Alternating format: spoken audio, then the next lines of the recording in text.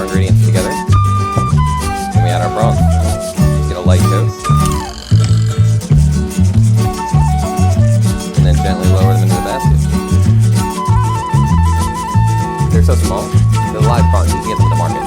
So once the shell is crispy, the inside is already cooked. Just put the slightest splash of oil just so it doesn't stick to burn instantly. You add your garlic and chili mix.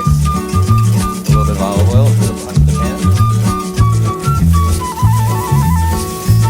Get aromatic. Start smelling the garlic. You don't want to burn it. And my prawns are nice and crispy.